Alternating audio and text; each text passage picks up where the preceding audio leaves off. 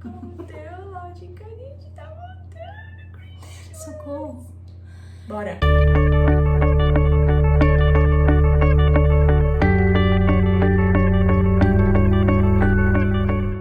Oi, pessoal.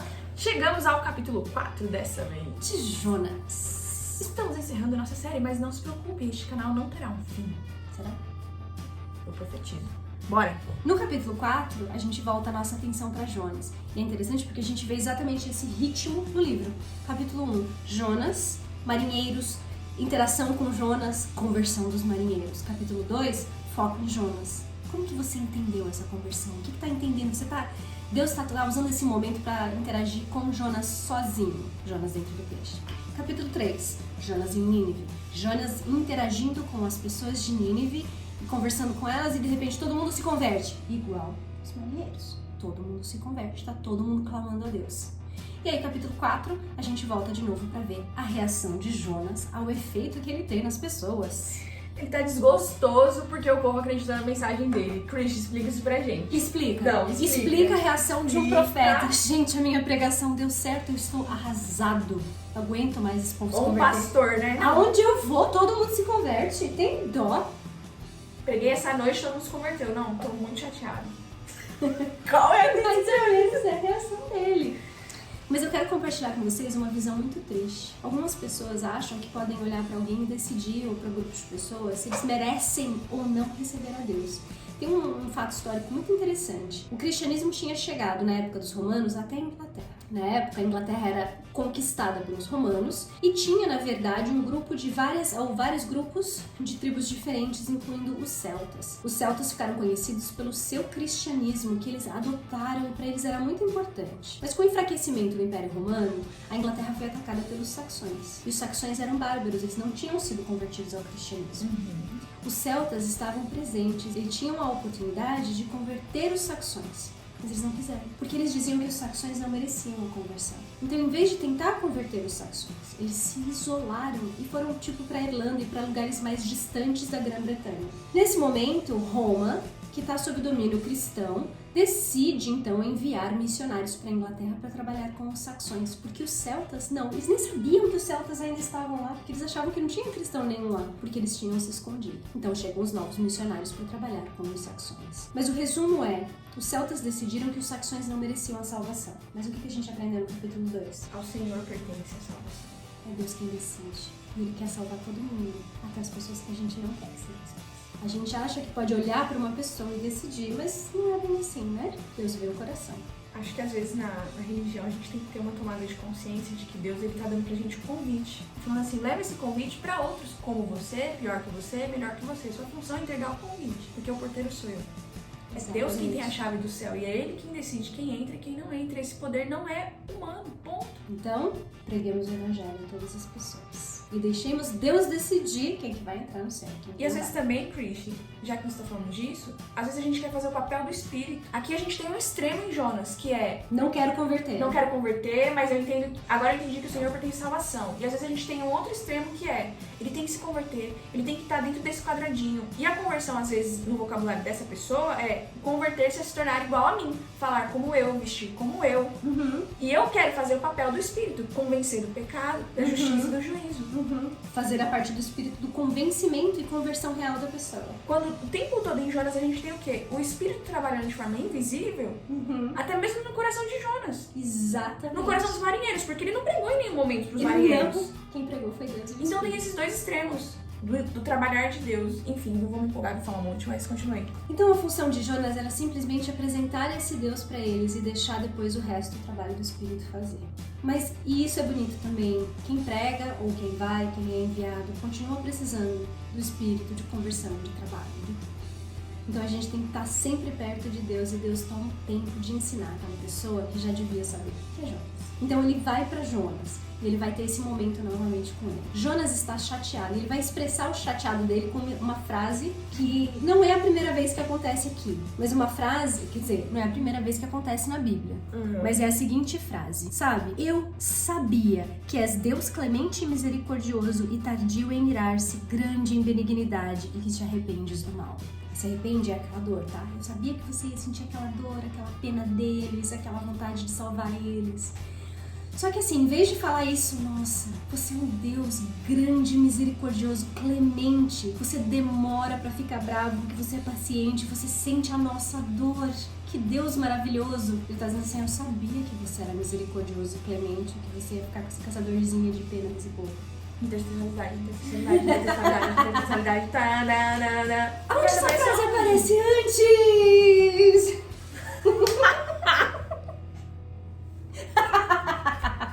Essa frase, ela é mais conhecida na boca de Moisés. Ela apareceu lá em Êxodo, no capítulo 34. Deus passa na frente de Moisés e Moisés clama, Senhor, Senhor, Deus clemente, misericordioso. Agora, intertextualidade é importante por causa do contexto.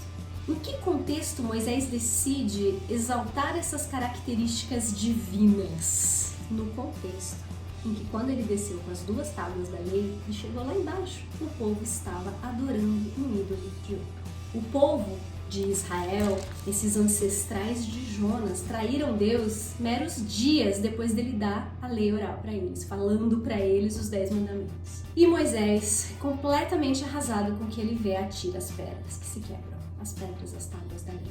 Naquele momento Deus disse para Moisés assim, eu vou destruir essas pessoas, eu não aguento mais, eu vou destruir esse povo todo e vou fazer um povo de você, Moisés. Mas Moisés intercede pelo povo e fala assim, não, se você vai destruir eles, você vai me destruir junto com eles. Igualzinho Jonas, né? Jonas, se a gente acredita, e não tá muito claro se Jonas é o autor, eu acho que é por causa dessas dicas, mas se Jonas é o autor, ele começa a perceber aonde ele tá falhando, as diferenças entre ele e grandes homens de Deus. Então ele diz assim, quando ele usa essa frase, ele se compara a Moisés. Moisés estava disposto a morrer por um povo tão pagão que minutos, horas, dias, depois de terem recebido a palavra de Deus, ouvido a voz de Deus, estão se voltando para um ídolo. E aqui tá Jonas, que tinha 3 dias para pregar, pregou um e todo mundo se converteu. E ele acha que eles não merecem. Mas o povo de Jonas mereceu? Não. Mas também recebeu. Então Jonas se compara àquele momento a um profeta que estava disposto a morrer pelo povo, para salvá-lo, para interceder por eles, que admira e admite que a misericórdia de Deus é um presente para nós. E ele se compara dizendo que ele não estava entendendo isso nessa época, que ele vê essa misericórdia como algo negativo. Aí Deus faz uma pergunta para ele que vai se repetir, a gente vai ver bastante repetição aqui. A frase Deus vai perguntar para ele assim, é razoável essa tua ira? Só que a palavra original por trás do razoável não é razoável, é a palavra bom. É boa essa tua ira? Isso é do bem? Isso está certo? Então Deus não está perguntando para ele assim, você tem o direito de estar bravo? Ele está perguntando para ele, isso é bom ou isso é ruim? Isso é certo ou isso é errado? Eu até prefiro bom e ruim, porque você tem que pensar, você pode estar certo na sua justificação, sabe, assim, se justificando ou no seu diante anseio das de pessoas. justiça. Mas isso é bom? Então Deus só pergunta assim pra ele, ele não põe nem a opção, isso é mal. Ele fala assim, essa sua ira é boa? E Jonas responde, é boa até a morte. E aí ele pede pra morrer. E a frase que ele usa é assim, ele pediu a si mesmo para morrer. E a frase é igualzinha a de um outro. De novo, quem mais pediu para morrer? Elias. E não é só pedir pra morrer, mas é o fato dele ter usado exatamente a mesma frase. Pediu a si mesmo a morte. A maneira como tá escrito no hebraico é idêntica à frase e só aparece pra esses dois. O que aconteceu com Elias? Aí volta a intertextualidade e o contexto pra gente entender a mensagem. Elias tinha tentado converter os milhares de Israel. Clamou, provou que Baal não existe. Fez descer fogo do céu que consumiu um boi, um altar e água. E depois fez chover de novo em Israel através das suas orações. E ninguém se converteu. Foi perseguido para ser morto por Jezebel. Então ele olha para o seu trabalho e fala assim, depois de tudo que eu fiz, depois que eu fiz descer fogo do céu, sério que vocês vão ficar do lado de Baal? E aqui tá Jonas que converteu todo mundo até morrer. Todo mundo se converteu, eu não aguento mais a minha vida. Então assim, ele mostra o contraste entre ele e 2 grandes homens de Israel, 2 grandes homens de Deus. E a gente vê quão longe ele tá do ideal divino. Depois, Deus vai falar assim pra ele, muito bem, vamos para uma lição prática.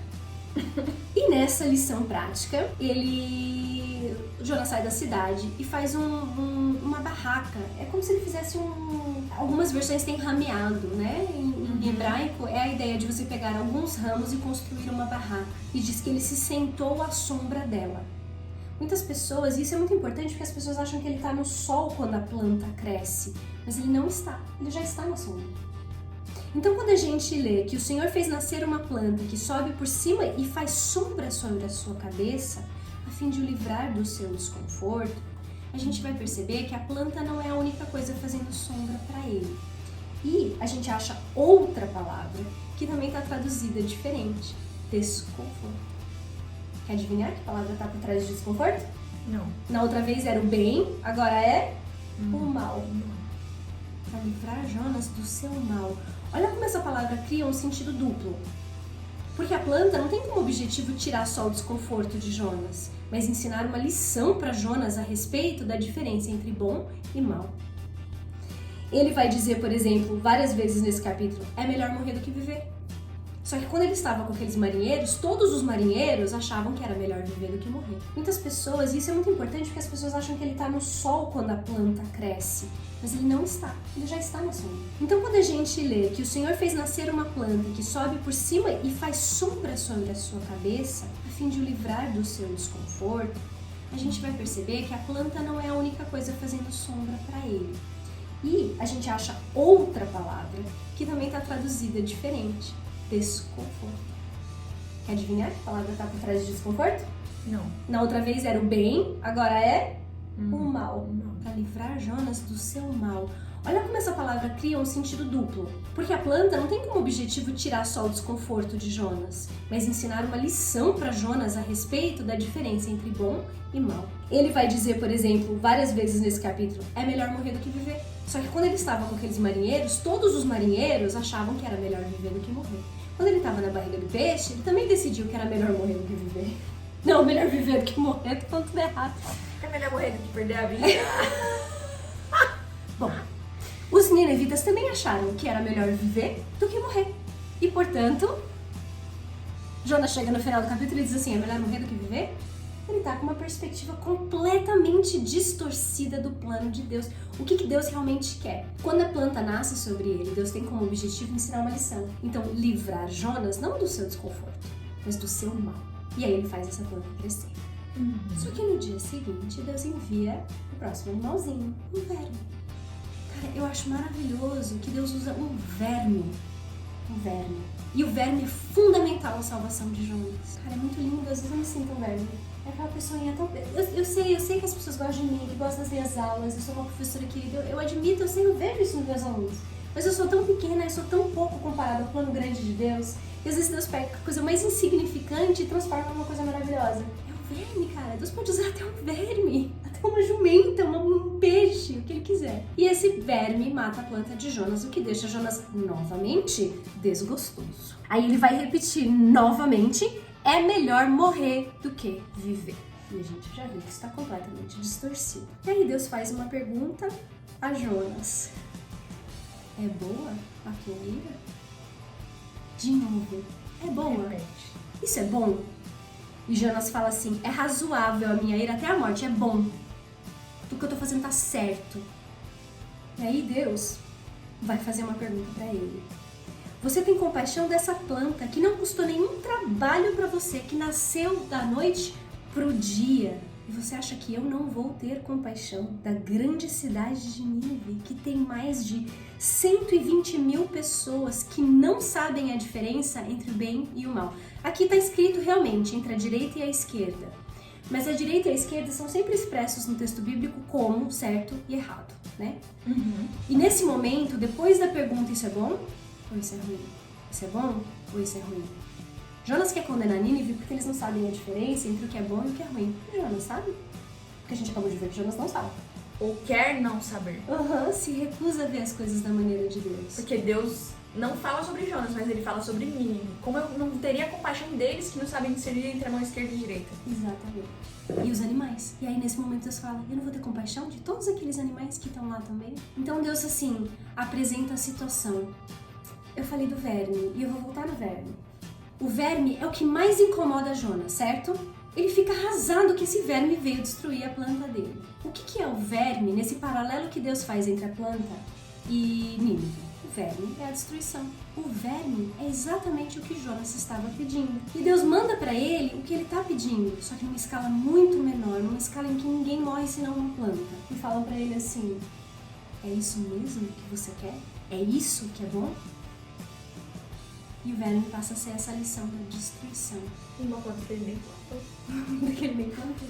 E quando Deus diz para Jonas, então, e eu não hei de ter compaixão da grande cidade de Nínive, todos aqueles animais e aquelas pessoas que não sabem o que é certo, o que é errado, o que é bom, o que é ruim? E Jonas diz, nada. O capítulo acaba aqui. Com essa pergunta no ar? No ar. Ah, não. Por quê? Sempre tem um porquê. Se vocês olharem lá, eu não lembro se a gente falou isso na série de Como Ler a Bíblia, mas perguntas que são deixadas em aberto, são perguntas que são direcionadas ao leitor. A pergunta foi feita para Jonas, mas a gente não tem a resposta de Jonas. Porque quando a gente acaba o livro de Jonas, a resposta de Jonas não interessa mais. O que interessa agora é a resposta do leitor. Então, quando você lê essa pergunta e você não sabe a resposta de Jonas, não é para você ficar especulando sobre a resposta de Jonas. É para você se concentrar em quem sobrou. Você, leitor, e Deus. Qual é a sua resposta? Qual é a sua reação quando Deus salva uma cidade cheia de pessoas más que você acha que não merecem a misericórdia dele? E eu, não de ter compaixão da grande cidade de Nínive?